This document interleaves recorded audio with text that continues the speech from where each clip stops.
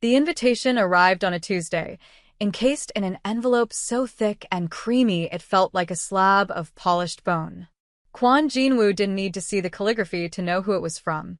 That particular shade of ivory, the one that whispered of old money and new arrogance, was Park Soo-jin's signature. He slid it open with a letter opener that was sharper than a surgeon's scalpel, its silver handle cold against his skin. The card inside was just as obscene, the letters embossed in gold leaf, announcing the union of his former fiancée to Han Min-jun, a man whose primary personality trait was his father's portfolio. The wedding was in 3 weeks. It was not a request for his presence, it was a command performance. A final, public twist of the knife to show everyone in their rarefied world who had truly won. Jinwoo placed the invitation on his vast mahogany desk, a stark white rectangle against the dark, gleaming wood. His office, 30 floors above the glittering sprawl of Seoul, was a fortress of quiet control, all chrome, leather, and smoked glass. But the invitation was a crack in the facade, a declaration of war disguised as a celebration of love. He felt a familiar coldness settle in his chest, the precise, calculated anger that had served him so well in his business dealings, the kind of dealings that never appeared in financial reports. Soo-jin had ended their engagement 6 months prior, citing his unsuitability for a family that prized public image above all else. It was a lie, of course. Her family had brokered a more lucrative merger with the Han Corporation. His empire was built in shadows. Theirs was built on branding. It was an alliance, not a romance, but the humiliation was the point.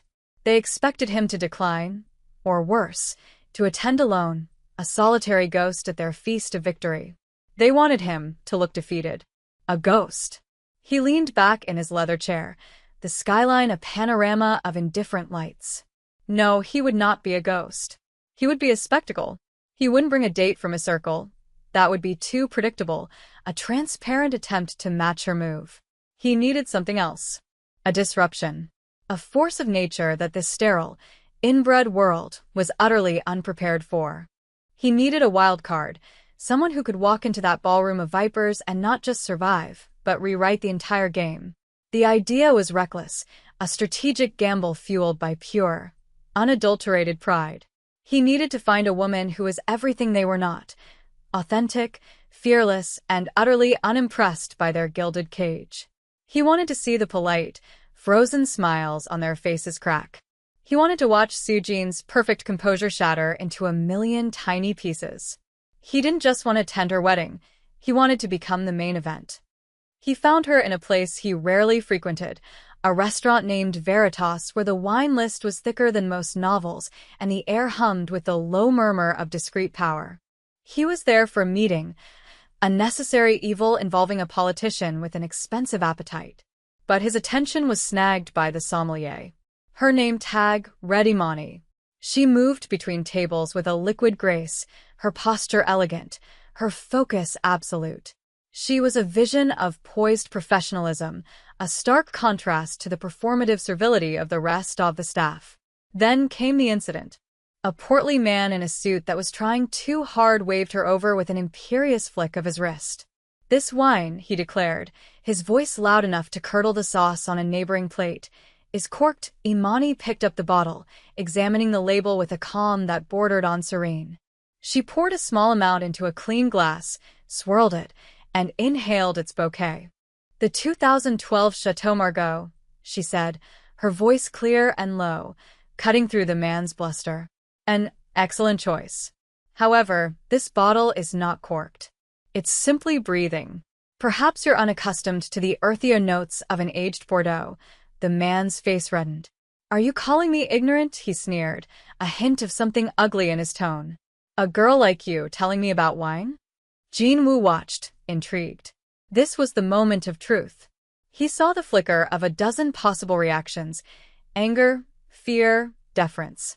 Imani chose none of them. She held the man's gaze, her own eyes steady and unblinking. "Not at all, sir," she replied, her tone perfectly even. "I'm simply suggesting that, Much like people, a fine wine doesn't always reveal its best qualities to those who are impatient. She gave him a smile that was polite, professional, and drew blood. The man, utterly disarmed and publicly neutered, could only stammer before falling silent. The politician at Jinwoo's table chuckled nervously. "She's got guts." Jinwoo didn't respond. He was watching Imani as she moved away, her composure absolute. She wasn't just a woman with guts. She was a master of control, wielding grace like a weapon. She had silenced an arrogant fool without raising her voice, protected the dignity of her profession, and done it all under the condescending gaze of a man who saw her as nothing more than a girl like you. In that moment, his reckless idea crystallized into a concrete plan. She was perfect. She was the beautiful, elegant disruption he was looking for.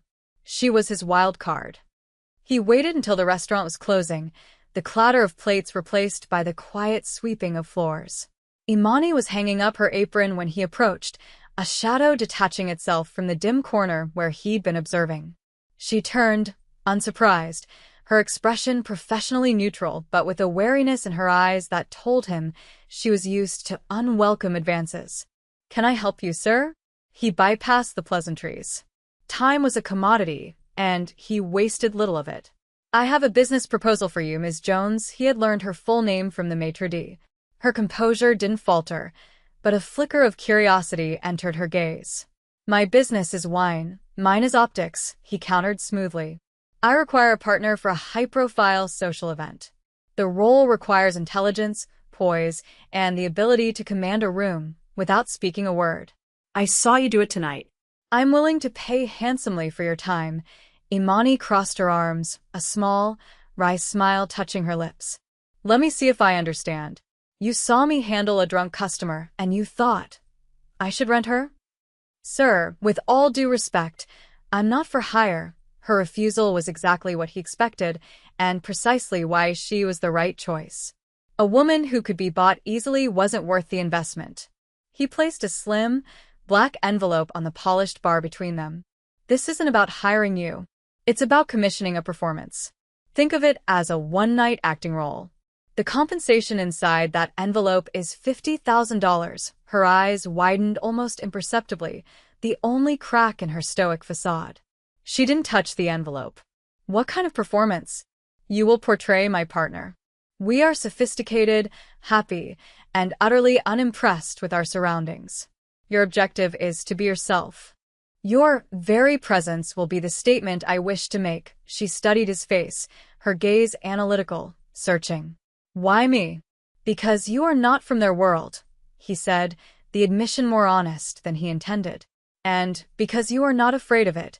She was silent for a long moment, the weight of the offer hanging in the air. Finally, she slid the envelope back toward him. "The price is right, but the terms are not. If I do this, we have rules." He inclined his head, intrigued. "I'm listening." "Rule 1, she began, holding up a finger. "I am not your property. You do not grab my arm, speak for me, or treat me like an accessory. I am a partner or I am nothing." "Rule 2, you'll be transparent." Who are these people? "What is this event?" "I will not walk into an ambush." "And Rule 3, she said, her voice dropping slightly, becoming steel, "is that my story is my own. I will not pretend to be some heiress you dug up. We create a plausible narrative, and we stick to it. If you want a silent doll, Mr. Kwan, there are stores for that. If you want a partner, you'll agree to my terms." Jinwoo felt a slow smile spread across his face. It was not a smile of warmth, but of appreciation. A shark recognizing another shark. "Miss Jones," he said, extending his hand. "It appears we have a deal." The preparation was a clinical exercise in world-building. Jinwoo arranged for a private appointment at a couturier whose waiting list was a year long. The showroom was a hushed temple of silk and tulle, filled with gowns in muted shades of champagne, silver, and blush. He gestured to the racks. "Choose whatever you like." He envisioned her in a deep sapphire or an elegant black, something that would signal quiet, untouchable wealth. Imani bypassed them all. Her eyes landed on a single dress, isolated on a mannequin, as if it were a piece of art. It was a column of scarlet silk, a slash of vibrant, unapologetic color in the pale room. The cut was deceptively simple, with a high neck and a daringly low back, designed to cling to every curve before pooling at the floor. "That one," she said, her voice firm. The stylist fluttered nervously. "Madam, that is a very bold choice for the occasion. The occasion calls for bold," Imani stated, her gaze meeting Jinwoo's in the mirror. "If you want to make a statement, you don't whisper it," he found he couldn't disagree. In that dress, she wouldn't just be a disruption. She would be a declaration. The cover story was crafted over expensive whiskey in his penthouse. She would be Imani Jones, an independent art curator he'd met while acquiring a rare piece of modern sculpture in New York.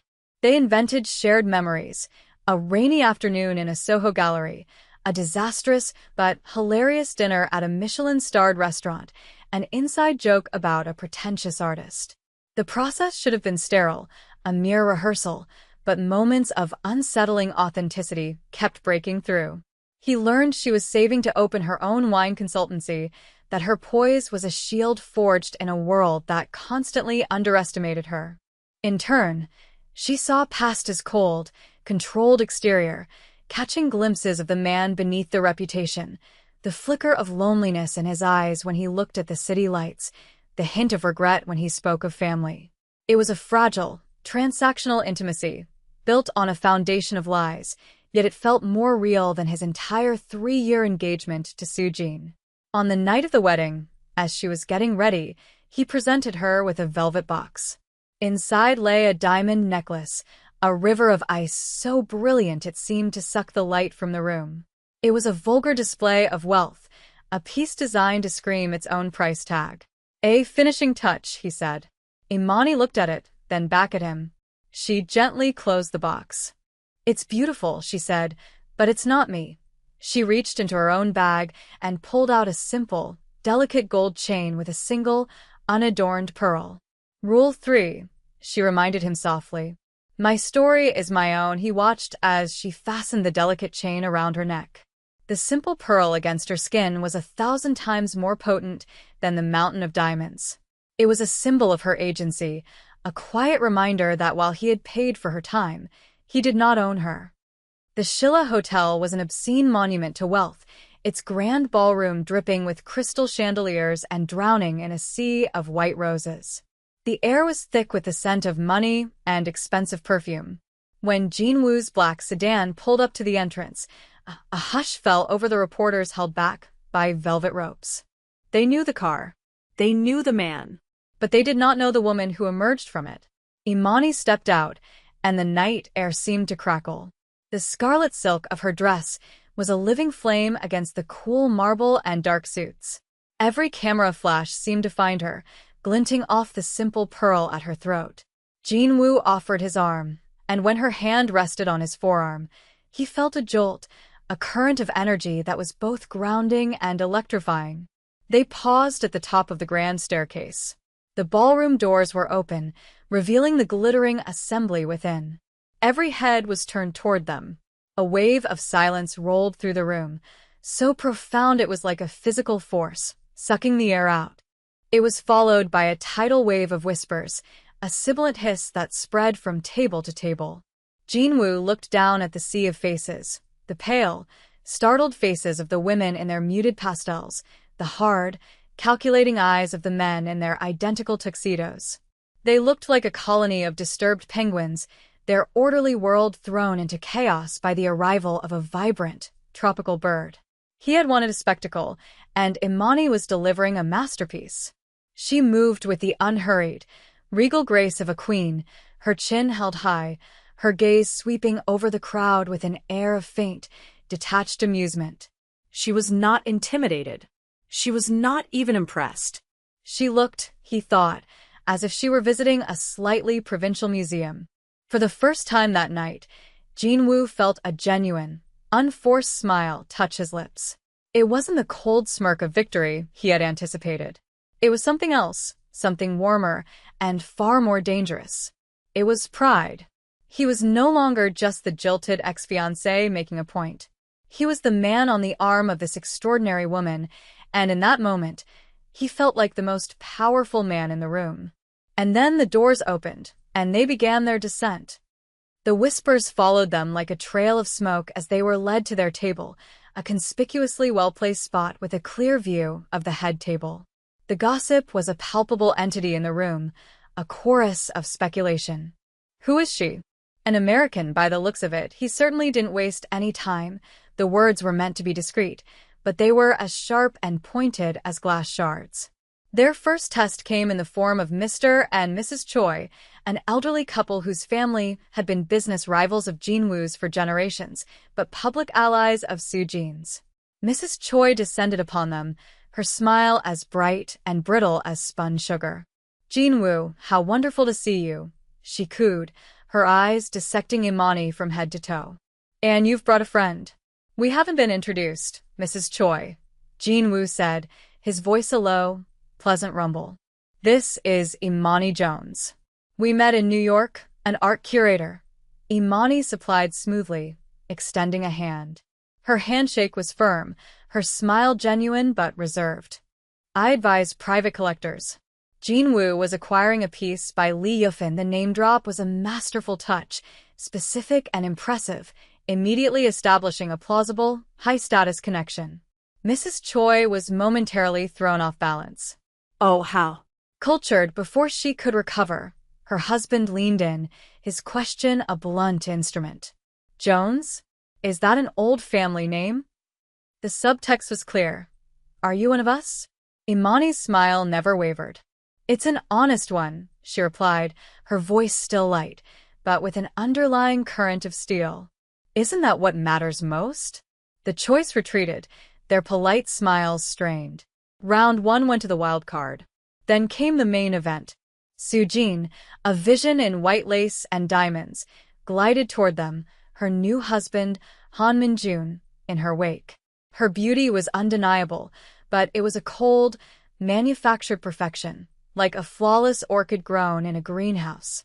"Jinwoo," she said, her voice a silken purr. "I'm so glad you could make it." Her eyes slid to Imani, a flicker of something, was it jealousy or just surprise? In their depths. "And you are?" "Imani Jones." Jinwoo answered for her, his hand resting lightly on the small of her back. "My partner." The word partner hung in the air, deliberately ambiguous and infinitely more potent than girlfriend or date. Soo-jin's perfect smile tightened by a millimeter. Han Min-jun stepped forward, his own smile more of a predator's baring of teeth. "A pleasure," he said, his gaze lingering on Imani for a beat too long. It was a look of appraisal, the kind of look a man gives a luxury car or a prize horse. It was dismissive, proprietary, and it made Jinwoo's jaw tighten. That's when the air changed. The polite social skirmish was about to escalate into a full-blown war. The evening wore on, a tedious parade of champagne and stilted conversation. Toasts were made by Soo-jin's father, by Min-jun's business partner, by a bridesmaid who cried through a rambling, saccharine speech. Jinwoo nursed a glass of whiskey, feeling a grim satisfaction. Their presence had successfully poisoned the atmosphere. The joy in the room felt forced, the laughter brittle. Every few minutes, he would catch Soo-jin glancing their way, her mask of bridal bliss slipping to reveal the cold fury beneath. He had achieved his objective. He had turned her triumph into a tense, uncomfortable spectacle. Then the master of ceremonies announced a period for open toasts from any guests who wished to share their well wishes. Jinwoo swirled the amber liquid in his glass, assuming the formalities were over. He glanced at Imani, expecting to see the same polite boredom on her face. Instead, he saw a quiet resolve. And then she stood up. The movement was so fluid and unexpected that it drew every eye in the room. A collective, audible gasp rippled through the ballroom. Jinwoo's hand froze midway to his lips. He turned to her, his eyes wide with a silent, urgent question. "What are you doing?" This was not part of the plan. The plan was to be a silent, disruptive presence, not to take center stage. She met his gaze and gave him the slightest of nods, a look that conveyed a simple, infuriating message. "Trust me." The rustle of her scarlet dress, was the only sound as she walked toward the stage. The room was utterly, breathtakingly silent. She took the microphone, her confidence so absolute it seemed to radiate from her. She didn't look nervous. She looked like she belonged there. "Good evening," she began, her voice calm and clear, carrying to every corner of the vast room. "I don't know the happy couple well. In fact, I only know one person in this room tonight.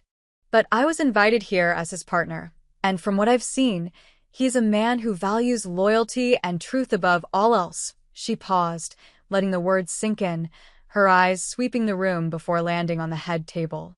"I'm a curator of art," she continued, "and in my line of work, you learn to spot the difference between a pretty replica and a true masterpiece. A masterpiece has depth. It has a story. It has flaws that make it more beautiful, not less. It isn't afraid of the light." She raised her glass. "A marriage, I think, should be a masterpiece. Not a perfect, polished performance for the world to see, but a true, honest, and sometimes messy collaboration. One built on a foundation so strong it doesn't need constant public validation." She smiled then, a brilliant, genuine smile directed at Soojin and Minjun. "So I'd like to toast not just to your public celebration, but to your private truth. May you build a love that is honest when no one is watching and brave enough to be beautifully imperfect. To a true masterpiece." She took a sip of champagne and walked off the stage, the silence she left in her wake heavier than any applause. The toast was a tactical nuclear strike delivered with the grace of a ballerina. Imani hadn't said a single insulting word, yet she had completely delegitimized the entire event. She had held up a mirror to the room, and no one liked the reflection.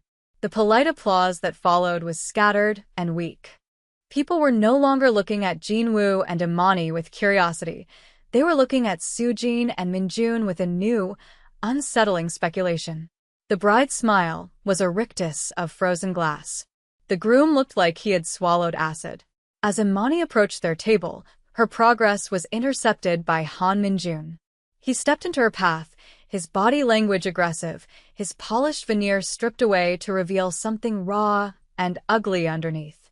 "That was quite a performance," he hissed, his voice low and laced with venom, meant only for her and Jinwoo to hear. "But the act doesn't quite work when you know what the performer really is." Imani stopped, her expression unreadable. "I'm afraid I don't know what you mean." Minjun's lips curled into a sneer. "Oh, I think you do. I remember you now. Veritas. The little sommelier who thought she was too good to pour my wine." The revelation landed with a thud. He was the obnoxious patron. The man whose arrogance had, ironically, led Jinwoo directly to her. Minjun saw his chance to reclaim his power, to humiliate her in front of the man she had arrived with. He turned his sneer toward Jinwoo. "Did you know, Kwon? Your art curator spends her nights recommending Cabernet to tourists. Is that where you find your women now? In the service industry?" Jinwoo went rigid. A dangerous stillness fell over him. His knuckles were white where he gripped the back of his chair. But before he could utter the cold, violent words forming in his throat, Imani spoke. She didn't flinch. She didn't look ashamed. She looked directly into Han Minjun's eyes, her own gaze clear and cutting. "Yes, I pour wine, Mr. Han," she said, her voice dangerously soft. "It's an honest living. It taught me many things. For instance, it taught me how to identify something that has gone bad. Something that's turned, that's corked and rotten, long before anyone else even takes a sip." She let the words hang in the air, her meaning utterly unmistakable.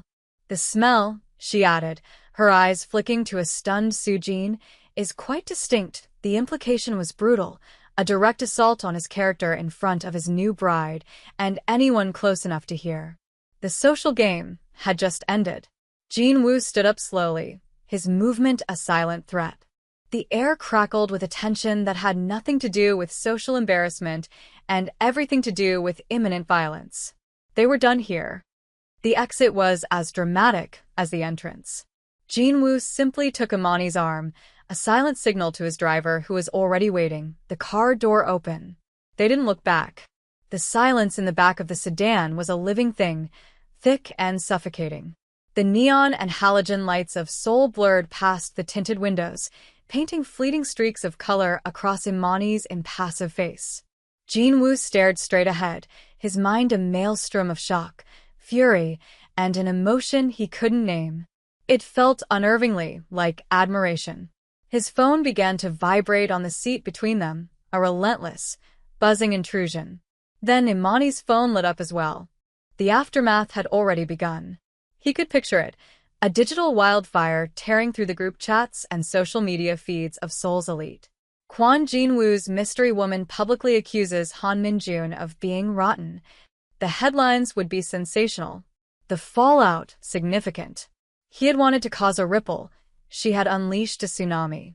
They arrived at his penthouse, the elevator ascending in a tense, shared quiet. The doors opened onto a vast living space, a wall of glass revealing the city glittering like a carpet of shattered diamonds below. The view was meant to inspire a feeling of power, of dominion. Tonight, it just felt empty. Imani walked to the window, her red dress a slash of defiance against the cool, minimalist decor. Jin-woo broke the silence, his voice rougher than he intended. "What was that?" he demanded, loosening his tie. "The toast. The confrontation with Han. That was not the plan." She turned from the window, her expression no longer poised or performative. For the first time, he saw a glimmer of vulnerability in her eyes, mixed with an unshakable resolve. "The plan," she said, her voice quiet but firm, "was for me to be an object. A beautiful prop in a red dress, designed to make your ex-fiancé jealous. That was the job I agreed to." She took a step closer. "But that man, Han Min-jun, he looks at people like they're things to be used and discarded. He did it to me at the restaurant, and he did it again tonight. He looks at the world the same way you were looking at me when you made your offer." The accusation landed squarely in his chest, a direct hit. "I am not a thing, Jin-woo," she said, her voice soft but unbreakable. "I'm not a weapon for you to aim at your enemies. My dignity isn't for sale." He had no defense because she was right. He had seen her strength, her fire, and his first instinct had been to commodify it, to use it for his own petty, prideful war. He had been so focused on the game that he had failed to see the person standing in front of him. A profound, unfamiliar shame washed over him, extinguishing the last embers of his anger. He had brought a queen to a game of pawns and had been surprised when she refused to play by his rules. The tension in the room had shifted from anger to something quieter, more fragile. The spectacle was over, and all that remained were two people in a silent room high above the city, the truth hanging between them. Jin-woo walked over to a marble-topped console table where he had left the black envelope from their first meeting. He picked it up and held it out to her. "This was for the performance," he said, his voice low and devoid of its usual hard edge. "You more than earned it." Imani looked at the envelope, then at his face. She took it from his hand, her fingers brushing his. He had expected her to leave then, the transaction complete. But she didn't move. He felt a desperate, unfamiliar need to keep her there, to undo the clinical nature of their arrangement. Acting on an impulse he didn't fully understand, he retrieved a single, blank keycard from a drawer. He slid it onto the console table. "The deal is over," he said, meeting her gaze. "The performance is finished. What I'm asking for now isn't for sale." He took a breath. "I want to have dinner with Imani Jones. The woman who pours wine and quotes art and can silence a ballroom with nothing but the truth. No cover story. No rules about who can speak. Just dinner. Your choice of restaurant. Your terms." It was a new offer, stripped of all pretense. It was a surrender. She looked from the envelope of cash in her hand to the key card on the table. It was a clear choice, the payment for a job well done or the key to something unknown. For a long, heart-stopping moment, he thought she would choose the money. She deserved it. It was what they had agreed upon. She clutched the envelope, and his stomach tightened. Then, with a slow, deliberate movement, she placed the envelope back on the table, leaving the $50,000 untouched. She picked up the keycard. She walked to the door of the penthouse, her red dress trailing behind her like the closing of a curtain. With her hand on the handle, she paused but didn't look back. "I'll text you the address," she said, her voice carrying across the silent room. And for the record, I prefer Italian. The door clicked shut behind her, leaving Jinwoo alone in the vast, echoing space. The war he had wanted to win was over, and he had lost in the most spectacular way possible. And as he stood there, the keycard to an unknown future on his table, he realized it was the most profound victory of his life. Outside, the city's gossip machine was churning, building a narrative of scandal and revenge. They didn't know that the real story had already moved on, and it was just beginning.